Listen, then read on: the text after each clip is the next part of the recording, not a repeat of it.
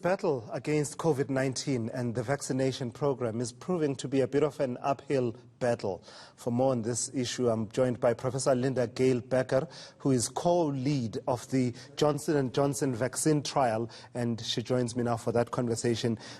Prof, thank you so much for joining me. So, the stakes couldn't be higher, could they? Just give me a sense of the science that the minister and others have taken the decision around putting a pause, yourself included, around putting a pause on the Sisonke vaccine trial program. What's the science you've been working with? So that's right. We've had these 6 cases that has caused the FDA, the Federal Drug Administration in the US, to, and in their words, with an abundance of caution, to halt the rollout of the J&J vaccine in the United States of America. And since we're using that vaccine here in South Africa as part of Sisonke 3B, together with SAPRA and our ethics committees, our protocol leadership, and the National Department of Health yesterday, we decided we should also just pause, look at all the data, and most of all, pay attention to the protocol, ensuring that we put all the necessary information into the informed consent and other information going to the potential vaccinees, so everybody has a full amount of information before they step forward for vaccination. We're hoping that this is going to be just a short delay as we get that paperwork finalized and resubmitted to the authorities.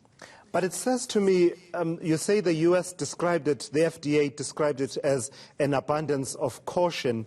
It says to me that there was a similar approach on your side as well. And I think perhaps, you know, your critics would probably say you were overly cautious. 6 cases of these blood clots reported in a population where in the US some 6.8 million doses have been administered. Are you not I don't know, perhaps it's difficult. You have to err on the side of caution at the same time, I guess. Well, that's right. I mean, remember, we're doing Sisonke under the auspices of a research study. And as such, we also have some ethical requirements. Secondly, you know, I think having good information at our hand and making sure that that information is fully available to our participants, who in this case are our colleagues, healthcare workers who will be enrolling, I think all of that is our ethical requirement, and that is what we're aiming to do. So I agree with you, the risk-benefit ratio definitely still strongly in favor of vaccination. But as we interrogate these cases more carefully, as well as I say, get the documentation straight, it won't take us long. We have to do a few modifications to the electronic data system and make sure that our informed consent and the patient information leaflets are all updated so that everybody has the information at hand. We will be able to resume, and we're looking forward to doing that. And apart from the ethical considerations which you just explained around this being an implementation study, are we to read anything into the fact that you are so ready to act on this approach by the FDA? In other words, is there anything over and above what the FDA has told you that made you to believe that actually we have this information from the FDA, but also from our own observation of the implementation study and what we've seen locally, we should actually act immediately? No, in fact, this is a good opportunity to be very reassuring to you and others that as it happened, yesterday was the due date for our report to SAPRA. We looked at almost 280,000 vaccinees that have gone through Sisonke, all of their data that has come to us at the safety desk and various other reporting. We carefully went through it again with a, fine-tooth comb. We find no evidence of this particular syndrome in Sisonke to date.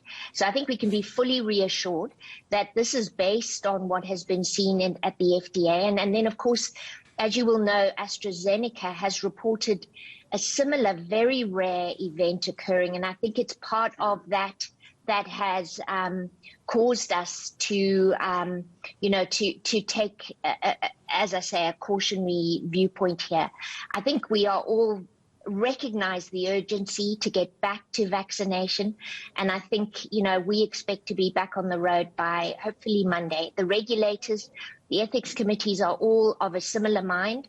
They want to see our amended documents as soon as possible, and we're feverishly working on that at the moment.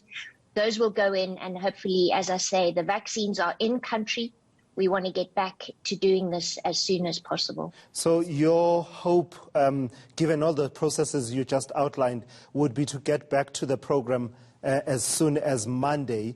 What do you say to South Africans who are perhaps worried that, my goodness, we just can't catch a break with this vaccination program? First, it was the AstraZeneca Oxford vaccine, and we welcomed it amid pomp and fanfare in the rain, and we thought, at least we're going to get started, and then something happened with that, and now we have this situation with J&J, which we believed was going to be effective with the variant first detected in South Africa. And now here we are. What do you say to South Africans with 30 million doses of J&J already secured by our government?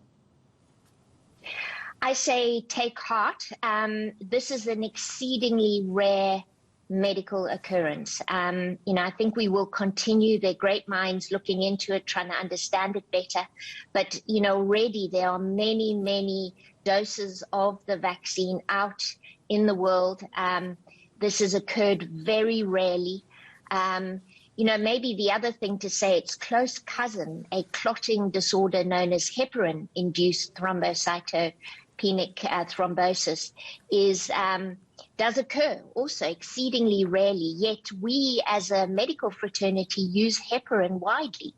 Again, there the risk-benefit ratio has been carefully weighed up, and it falls in favor of still utilizing heparin as a medical tool.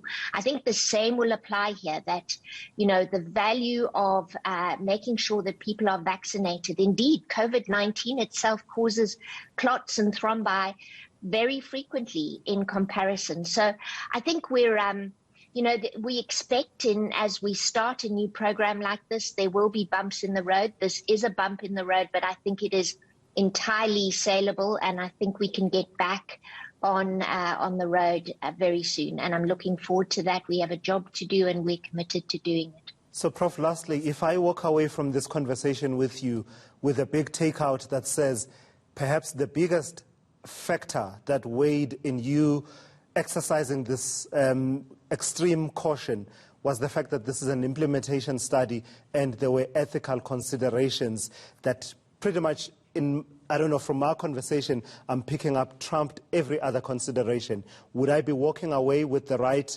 takeout from this conversation? I think you're right. I think, had this been our rollout, we might have been, we might have needed to say, let's weigh up the benefits and risks carefully here and move in favor of continuing vaccination.